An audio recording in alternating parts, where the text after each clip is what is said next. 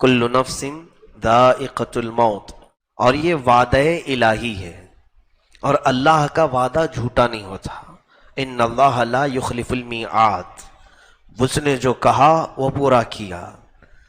رب تعالیٰ نے فرمایا ہر جان کو موت کا مزہ چکھنا ہے، تو یہاں پر انسان کو نہیں کہا اللہ نے، کل نفس۔ نفس کسے کہتے ہیں؟ نفس میں ہر زندہ چیز آ گئی، اس میں صرف انسان نہیں، جنات بھی شامل ہوئے، دوسرے جانور، چرند پرند، کیڑے مکوڑے، سب اس کے اندر شامل ہوئے۔ جس کے اندر بھی جان ہے اس کو موت کا مزہ چکھنا ہے۔ اور اگر جان کے اعتبار سے درختوں کو مراد لیا جائے، نباتات، اس میں بھی اگر جان ہے تو انہیں بھی موت کا مزہ چکھنا ہوگا۔ گویا کہ اس کا حاصل مفہوم یہ نکلا، دنیا کی کوئی چیز باقی رہنے والی نہیں، سب فانی ہے۔ حتیٰ کہ انبیاء اکرام علیہ السلام جو رب تعالیٰ کے سب سے قریبی بندے ہیں، اس کی مخلوق میں سب سے عزیز ترین اس کو ہیں، انہیں بھی اللہ نے اس وعدے سے گزارا۔ انبیاء کو بھی اجل آنی ہے۔ اعلیٰ حضرت فرماتے ہیں انبیاء کو بھی اجل آنی ہے، مگر اتنی کہ فقط آنی ہے، مگر اتنی کہ فقط آنی ہے، پھر دوبارہ ان کی زندگی ویسی ہی جیسے تھی ویسے لوٹا دی جائے گی، لیکن ایک آن کے لیے تو موت آئے گی۔ اگر موت سے کسی کو بچنا ہوتا تو سب سے پہلے اللہ تعالیٰ اپنے حبیب پاک صلی اللہ علیہ وسلم کو اس سے مستثنا رکھتا، حتیٰ کہ حضور پاک صلی اللہ علیہ وسلم انسان ہیں، فرشتوں کو بھی موت سے آزادی نہیں دی گئی، فرشتوں کو بھی موت سے چھٹکارا نہیں دیا گیا، انہیں بھی موت کے راستے سے گزارا جائے گا۔ یہ اور بات ہے کہ ان کی عمریں طویل ہوں گی۔ جب قیامت کے قریب سور پھونکا جائے گا تو تمام ملائکہ اور فرشتوں پر بھی موت آئے گی۔ حد تو یہ ہے کہ ملک الموت جو سارے لوگوں کی روح قبض کرنے پر معین ہے، انہیں بھی موت آئے گی، ان کی بھی روح نکالی جائے گی۔ وہ رب تعالیٰ خود ان کی موت، ان کی روح قبض فرمائے گا، اور پوری دنیا جس کے سور پھونکنے سے فنا ہوگی وہ اسرافیل علیہ السلام ہے۔ اسرافیل علیہ السلام ایک فرشتے ہیں جن کے متعلق حدیث پاک میں ہے کہ وہ اپنے ہاتھ میں باجے کی طرح کی ایک چیز سینگ کے شکل کی ہے، اس کو لے کر وہ کھڑے ہی ہیں، ابھی بھی کھڑے ہیں۔ جیسے ہی انہیں حکم ہوگا اس کو پھونکنے کی تو وہ سور پھونکیں گے۔ سور میں شروع تھوڑی سی ہلکی ہلکی آوازیں آئیں گی، اور اس کے بعد وہ آواز بڑھتے بڑھتے بڑھتے دنیا میں اتنی پھیل جائے گی کہ اس آواز کی بنیاد پر جتنے بھی اس وقت دنیا میں ہوں گے سب کے سب پہلے بے ہوش ہوں گے، پھر مر جائیں گے۔ یہی قیامت ہے۔ تو سور پھونکنے والا فرشتہ اسرافیل علیہ السلام وہ اپنے ہاتھ میں سور لے کر منہ لگائے کھڑے ہیں، اتنے انتظار میں ہیں، ابھی حکم ہوگا تو ابھی پھونک دوں گا۔ تو جیسے ہی وہ سور پھونکیں گے کوئی چیز دنیا میں باقی نہیں رہے گی، ہر جان موت کا مزہ چکھ چکی ہوگی، چاہے وہ نباتات ہوں، پرند چرند، کیڑے مکوڑے، حیوانات، جنات، فرشتے، انسان، اس کے علاوہ جو کچھ بھی دنیا میں جان کی طرح سے باقی ہوگی سب کو فنا کیا جائے گا۔ حتیٰ کہ قرآن کہتا ہے پہاڑوں کو بھی اڑایا جائے گا، پہاڑوں کو بھی اڑایا جائے گا، ان کی جڑیں اکھاڑ دی جائیں گی، اور پہاڑ ہوا میں ایسے اڑ رہے ہوں گے جیسے پتنگے اڑتے ہیں، چھوٹے چھوٹے پتنگے جس طرح اڑتے ہیں۔ وَإِذَا الْجِبَالُ سُيِّرَتْ قرآن میں ہے۔ اور سمندروں کو بھی ختم کیا جائے گا، ان میں آگ لگا دی جائے گی، پانی میں آگ لگا دی جائے، سورج کو چاند سے ٹکرا دیا جائے گا، ہر تارا دوسرے تارے سے ٹکرا جائے گا، اور اس کے بعد جو بلاسٹ ہوگا، جو آگ لگے گی، اس کو ہم یہاں پر ایکسپلین بھی نہیں کر سکتے، بتا بھی نہیں سکتے۔ تو گویا کہ یہ ساری چیزیں فنا کی جائیں گی، حتیٰ کہ اور کوئی چیز اگر باقی ہے تو آسمان اور زمین، فرمایا گیا آسمان کو بھی زمین سے ملا دیا جائے گا، آسمان جو قائم ہے بغیر ستون کے اسے گرا دیا جائے گا، اور زمین جو پانی پر بچھی ہے یہ سب ہل جائے گی اور زلزلے آئیں گے. اذا زلزلت الارض زلزالہا، پھر اس کے اندر کی ساری چیزیں زمین نکال پھینکے گی. تو گویا کہ کائنات میں کوئی چیز، کسی بھی چیز کو قرار نہیں ہوگا. وہ اسرافیل جو سور پھونک رہے ہوں گے، آخری وہ جان ہوگی، اللہ انہیں بھی موت عطا کرے گا، انہیں بھی موت عطا کرے. بچا کون؟ ملک الموت بھی نہیں، اسرائیل علیہ السلام بھی نہیں، اسرافیل علیہ السلام بھی نہیں. سارے جب سو چکے ہوں گے، تنہا رب ذوالجلال کی ذات باقی ہوگی. کل من علیہا فان ویبقا وجہ ربک ذو الجلال والاکرام. جو کچھ بھی اس پر ہے سب فنا ہو جائے گا اور باقی رہنے والی ذات رب ذوالجلال کی ہوگی. صرف تنہا باقی خدائے قدیر و جبار وحدہ لا شریک لہ موجود ہوگا. اب اس کے بعد جب رب تعالیٰ کی مرضی ہوگی وہ پھر سے اسرافیل علیہ السلام کو اٹھائے گا. اب وہ دوبارہ انہیں سور پھونکنے کا حکم ہوگا، تب وہ پھر سے وہ سور پھونکیں گے. تو آدم علیہ السلام سے لے کر قیامت تک جتنی جانیں آئی تھی سب کو پھر سے اٹھایا جائے گا. تو یہ موت کے برج سے ہر ایک کو گزارا جائے گا. اللہ فرماتا ہے وَإِنَّمَا تُوَفَّوْنَ أُجُورَكُمْ يَوْمَ الْقِيَامَةِ. تم جو کچھ بھی یہاں کر رہے ہو یہ سب کا بدلہ قیامت پہ تمہیں مل کے رہے گا. تمہیں موت اسی لیے دی جا رہی ہے کہ دوسری دنیا میں تمہیں لے جانا ہے، یہاں سے تمہیں پاس کر کے دوسری دنیا میں لے جانا ہے. اور فَمَنْ زُحْزِحَ عَنِ النَّارِ وَأُدْخِلَ الْجَنَّةَ فَقَدْ فَازَ. اے لوگو، کامیاب تو وہ ہے جو اپنے اعمال کی بدولت جہنم سے بچ کر کے جنت میں چلا گیا. کامیاب وہ ہے قیامت کے دن. اور آگے رب فرماتا وَمَا الْحَيَاةُ الدُّنْيَا إِلَّا مَتَاعُ الْغُرُورِ. دنیا کی زندگی تو دھوکے کا مال ہے، دھوکے کا مال ہے. اس دنیا نے ہمیں ایسا غافل کر رکھا ہے، ایسا غافل کر رکھا ہے. اور اسی لیے قرآن کہتا الہاکم التکاثر حتی زرتم المقابر. یہ دنیا کی کثرت نے، بہت زیادہ مال نے تمہیں اللہ سے دور کر دیا ہے. اے لوگو جاؤ ذرا قبروں کو دیکھ آؤ، قبروں کی زیارت کر کے آؤ. قبروں کی زیارت پھول چڑھانے، چادر چڑھانے کے لیے ہی نہیں، بلکہ اللہ کے حبیب صلی اللہ علیہ وسلم نے فرمایا فَإِنَّهَا تُذَكِّرُكُمْ بِالْآخِرَةِ. اس لیے زیارت کرو قبروں کی کہ تمہیں وہ تمہارا آخری وقت یاد دلاتی ہیں. کسی بھی قبر کے سرہانے پر کھڑے ہو جاؤ، اس کی پائنتی کھڑے ہو جاؤ، ذرا سوچو کہ اس میں سونے والا کون ہے، اس کی کیا تاریخ تھی، کتنا یہ یہاں پر جیا ہے، کتنے دن رہا دنیا میں، کیا کیا کھایا، کیا کیا پیا، کتنے لوگوں سے دوستی کیا، کون سا کام کرتا تھا. تمہارا ذہن گھوم جائے گا. اور ذرا اگر تم اپنے ہاتھوں سے اس کی مٹی ہٹاؤ گے تو ہڈیوں کے سوا کچھ نہ ملے، اور کچھ کی تو ہڈیاں بھی گل گئی ہوں گی. ہماری زندگی کا یہی حاصل ہے. ہمارا جسم کیڑے مکوڑوں کی غذا بنا دیا جائے گا. ہماری دفن کے بعد سب سے پہلے ہمارے جسم کو پھاڑ دیا جائے گا. پیٹ ہمارا سب سے پہلے پھٹ جاتا ہے، زبان ہماری باہر نکل آتی ہے، آنکھوں کے دیدے ختم کر دیے جاتے ہیں، ناک سے ہماری تمام تر پیٹ کی چیزیں باہر نکل جاتی ہیں. میرے عزیزو، قبروں میں دفن کرنے کا جو حکم ہے وہ مردے کی تمام بے عزتی کو چھپا دینے کے لیے ہے، اس کے عیبوں کو چھپانے کے لیے.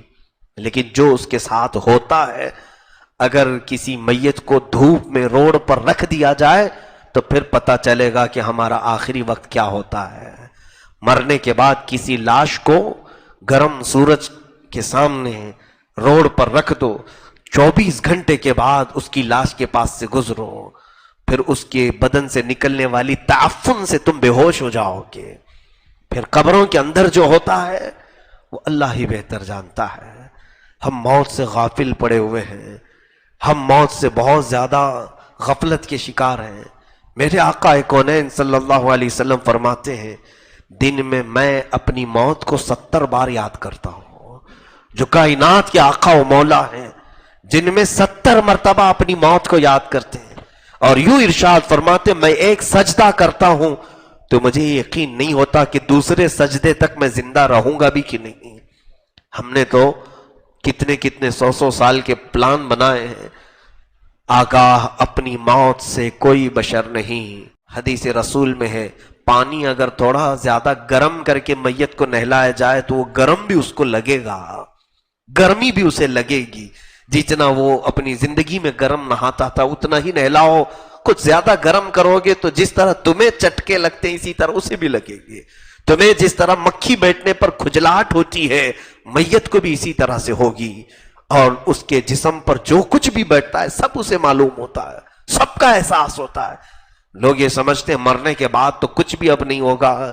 میں تو کبھی سوچتا ہوں کچھ لوگ مردوں کو، ہندو اپنے مردوں کو توڑ مروڑ کر کے بٹھا کر کے لے جاتے ہیں، ہڈیاں توڑتے ہیں اور انہیں بٹھا کر کے لے جاتے ہیں.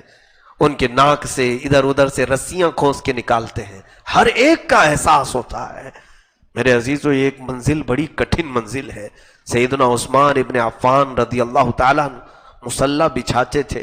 جب قبر والی کوئی آیت آتی قرآن میں یا موت کا تذکرہ آتا تو اتنا روتے تھے کہ آپ کی ہچکیاں بندھ جاتی تھیں. اور آپ کے غلام وہ فرماتے ہیں صبح میں مصلی نچوڑ کر کے سکھاتا تھا، اتنے آنسو ان کے مصلی پر گرتے تھے. سیدنا عثمان ابن عفان اور قبروں کے پاس جاتے تو ان کا چہرہ پیلا پڑ جاتا تھا، پورا بدن کانپنے لگتا تھا. لوگ کہتے ہیں آپ خلیفہ رسول ہیں، عشرہ مبشرہ میں سے ہیں، یہ قبروں کے پاس آتے آپ اتنا ڈر کیوں جاتے ہیں؟ فرماتے ہیں یہ وہ منزل ہے کہ یہاں سے جو پاس ہو گیا پھر وہ آخر تک پاس ہوتا ہی رہے گا، اور جو یہاں پھنس گیا ہر معاملے میں پھنستا رہے گا، ہر جگہ پھنسا جائے گا. اور زمین کے متعلق یہ بھی فرمایا گیا کبھی کبھار یہ جلال میں بار بار کہتی ہے کہ اے مولا فلانا بندے کو جلدی میرے اندر ڈال، میں اس کی ساری اکڑ کو ختم کر دوں گی. جس قدر وہ اکڑ کر کے مجھ پر چلتا تھا، جو غرور و تکبر سے وہ مجھ پر ناچتا تھا، اس کو صرف میرے اندر بھیج دے، پھر میں اس کی پسلیوں کو ملا دوں گی. اس کے سینے کی ہڈیوں کی کڑکڑاہٹ سے جانور بھی کانپ جاتے ہیں. زمین انتظار کر رہی ہے. عذاب کے فرشتے الگ انتظار میں ہیں، رحمت کے فرشتے الگ انتظار میں ہیں، جنت کے دروازے انتظار میں ہیں، دوزخ کی کھڑکیاں انتظار میں ہیں. ایک بندے کے لیے سب انتظار میں ہیں، ہماری موت کے انتظار میں ہے کہ یہ کب مرے گا اور اس کے لیے کیا حکم آنے والا ہے. جیسے ہی موت ہوتی ہے سب کے سب مولا کے حضور اب التجا کرتے ہیں اے رب آج اس کا انتقال ہوا، آج اس کی روح نکال لی گئی، ملک الموت نے اپنی ڈیوٹی پوری کر لی، آگے کا حکم تو فرما. کون سی زمین کو اس کا لقمہ بنایا جائے گا؟ زمین کا لقمہ اسے بنایا جائے، کون سی زمین کے حوالے اسے کیا جائے؟ وہ بھی حکم ہوگا. کس زمین پر ہم جانے والے وہ طے ہے، وہ طے ہے، پہلے سے طے ہے. اس کے علاوہ دونوں فرشتے بارگاہ الہی میں پوچھتے ہیں مولا کس کو اترنا ہے اس کی قبر پر، عذاب والے فرشتوں کو کہ رحمت والے فرشتوں؟ موت کے بعد یہ بھی آرڈر آئے گا، وہ بندہ خوش نصیب ہوگا جس کے لیے مولا رحمت کے فرشتے اتارتے، اور وہ بڑا ہی بد نصیب ہوگا جس کے لیے حکم آ جائے گا اے عذاب کے فرشتوں اتر جاؤ، کہ وہ خبیث جسم سے خبیث روح نکل چکی ہے اور اسے اس کے اعمال کا بدلہ چکھاؤ، اسے اس کے کرتوت کا بدلہ چکھاؤ. یہ سب تو ہمارے انتظار میں. کیا یہ حیرت نہیں ہے کہ موت سے بچنے کے لیے ہر کوئی دوڑ بھاگ کر رہا ہے؟ علاج، معالجہ، ڈاکٹر، طبیب، حکیم، دعا سب کچھ کر رہے ہیں. کس لیے کر رہے ہیں ہم؟ جیسے ہی بیمار ہوتے ہیں جلدی سے جا کے علاج کرواتے ہیں کہ نہیں؟ ارے نہیں، جلدی ابھی مرنا نہیں ہے. جبکہ ہر ایک کو معلوم ہے موت تو آنی ہی آنی ہے. کوئی ایک بتاؤ موت سے کوئی بچا نہیں بچا؟ سب کو یقین ہے موت آنا ہے، مجھے بھی آنا ہے، آپ کو بھی آنا ہے. جو چیز سے بچنا ناممکن ہے اس سے بچنے کی ہر کوئی کوشش کر رہا ہے. لیکن عذاب دوزخ سے بچنا ممکن ہے، لیکن اس سے بچنے کی کوئی کوشش نہیں کرتا. اگر بندہ کوشش کر لے جائے تو دوزخ سے تو بچ سکتا ہے، موت سے کوئی نہیں بچے گا. تو موت سے بھاگنے کی بجائے دوزخ سے بھاگنے کی کوشش کیوں نہیں کرتے؟ جتنا علاج موت سے بچنے کے لیے تم خرچہ کرتے ہو علاج پر، کاش اتنی ہی محنت، اتنا ہی خرچہ دوزخ سے بچنے کے لیے کر لیا جاتا تو بہت ہی ہماری زندگی میں سکون کی نیند ہم سو سکتے تھے. آج ڈر اس بات کا ہوتا ہے میرے عزیزوں. میں نے ابھی چند دنوں قبل ہل گیا تھا ذکر کی شب میں نے اس بات کو عرض کیا تھا. خواب کی تعبیر میں دیکھ رہا تھا، کسی صاحب نے خواب یہ بیان کیا کہ ہم نے اپنے رشتہ دار میں سے ایک صاحب ہمارے، ان کے باپ تھے دادا تھے جو بھی، خواب میں دیکھا کہ وہ آئے تھے، دھول میں اٹا ہوا چہرہ تھا، کالا دکھ رہا تھا. کیا تعبیر ہے، کیا تعبیر ہے. تو ہر ایک کی تعبیر الگ ہوتی ہے خوابوں کی. میں نے پوچھا کون تھے؟ کہا ہمارے جو بھی ان کے رشتہ دار ہیں فلاں تھے، پابند تھے، عبادت کرتے تھے، سب ٹھیک ٹھاک تھے، اور ہم نے ان کا جنازہ اٹھایا ہے، بڑی شان سے ان کو دفن کیا ہے. تو میں نے جب کتاب اٹھایا تو میرے ہاتھ کانپنے لگے. پڑھا میں تو یہ علامت تھی کفر پر موت ہونے کی. اللہ اکبر. کسی میت کو خواب میں اس حالت میں دیکھنا کہ اس کا چہرہ کالا ہے، روایت میں ہے کہ اس کی کفر پر موت کی علامت ہے. تو ڈر لگنے لگا. حج مسجدوں میں تو ہم آتے ہیں، موت آنی ہی ہے، آنی ہے، ہر ایک کو آنا ہے. کہیں ایسا نہ ہو کہ مولا ہمارے برے اعمال سے ناراض ہو کر ہمیں وہ کالی موت دے دے جس کے بعد چہرہ کالا ہی رہے گا. یوم تسود وجوہ، قرآن میں ہے قیامت کے دن کچھ چہرے کالے اٹھائے جائیں گے، اتنے کالے کہ رات سے بھی زیادہ کالے ہوں گے. ان کے کالے پن کو دیکھ کر دہشت طاری ہوگی. یہ کون لوگ ہوں گے؟ جن کی موت کفر پر ہو گئی، ایمان پر موت نہیں ہوئی. عزیزان گرامی، اتنی خوش فہمی میں ہم آج جیتے ہیں، نمازوں کو چھوڑ کر بستروں پر ایسے لیٹے ہوتے ہیں. میں دیکھتا ہوں اتنے بڑے محلے میں اتنی بڑی مسجد خالی کیوں رہتی ہے؟ کیا مرنے کا کسی کو خوف نہیں؟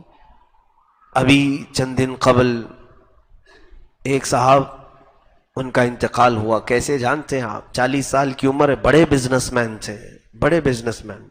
ان کے بچے ہمارے پاس آتے ہیں، کہا کہ ابا رات کو سوئے، صبح اٹھے ہی نہیں. اٹھنے کا معمول تھا صبح 8-9 بجے، لیکن اس دن وہ 11 بجے تک سوتے رہے. 11 بجے تو جب اماں نے اٹھانا چاہا تو جسم پورا ٹھنڈا تھا. دیکھ کر وہ گھبرائی، ڈاکٹر کو بلایا گیا تو کہا رات میں ان کا انتقال ہو چکا ہے، بستر سے دوبارہ اٹھ ہی نہیں سکے. وہ جنازہ بھی میں نے دیکھا. رات کو نارمل کھانا کھا کر کے سویا ہوا آدمی صبح اٹھ ہی نہیں سکا. اے میرے عزیزو، کتنے مزے سے ہم فجر کی نمازیں قضا کرتے ہیں. کیا تمہیں یہ خبر ہے کہ آج کی فجر کی نماز قضا کرنے کے بعد اگر تمہاری موت آئی تو بے نمازیوں میں ہی حشر ہوگا، اٹھایا جائے گا یہی کہہ کر کے قیامت کے دن مولا یہ بنا نماز کے تیری بارگاہ میں آیا ہے. ہم تو ڈرتے ہیں اس بات سے کہ عشاء ہماری قضا نہ ہو جائے، چھوٹ نہ جائے، کہ کہیں اگر یہ رات ہماری زندگی کی آخری ہو تو ہم کو جب اٹھایا جائے گا، موت لی جائے گی تو بے نمازی اٹھایا جائے گا.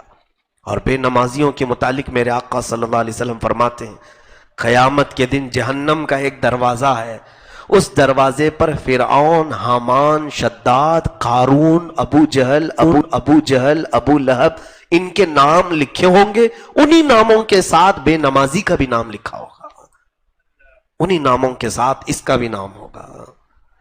کیسے ہم اس طرح کی غفلت میں ہیں میرے عزیزو.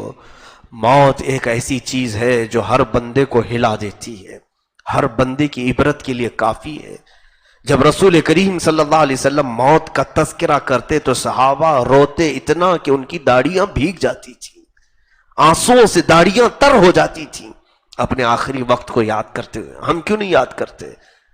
ہم کیوں اس منظر کو اپنے آنکھوں میں نہیں لاتے؟ کیا ہوگا جب ہمیں اٹھا کر کے ہلکے ہلکے لوگ لے کر چلے جائیں گے؟ 1000 میری خواہش نہ ہو تو بھی لوگ زبردستی لے جائیں گے. میں اس تنگ و تاریک قبر میں نہیں سونا چاہوں گا، پھر بھی مجھے دبا کر کے آئیں گے. میں کبھی نیچے سوتا نہیں، گدے پر سوتا ہوں، پھر بھی لوگ مجھے نیچے سلا کر آئیں گے.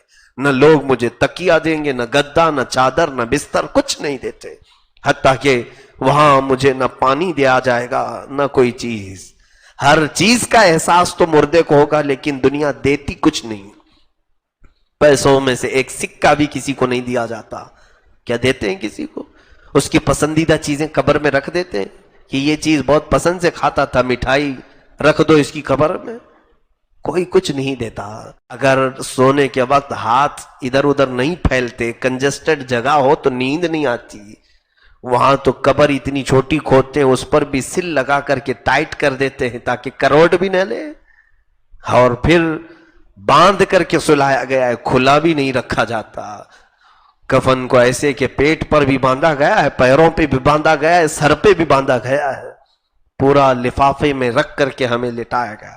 کس طرح سے ایک کنجسٹڈ جگہ پر اور کتنا تنگ لباس میں، ایک باریک لباس میں ہمیں ڈالا گیا. اس منظر کو یاد کرتے یقیناً میں اپنی کیفیت بتا رہا ہوں، بارگاہ الہی میں کبھی کبھار ڈر کر کے میں رات میں اٹھتا بھی ہوں، عرض کرتا ہوں کہ مولا بہت میتوں کو دیکھا قبروں میں جاتے ہوئے، قبروں کو بند کرتے ہوئے، آخری مرتبہ ان کے چہرے دیکھے اور ان کے چہروں کو دیکھ کر ایک ہیبت بھی طاری ہوتی ہے.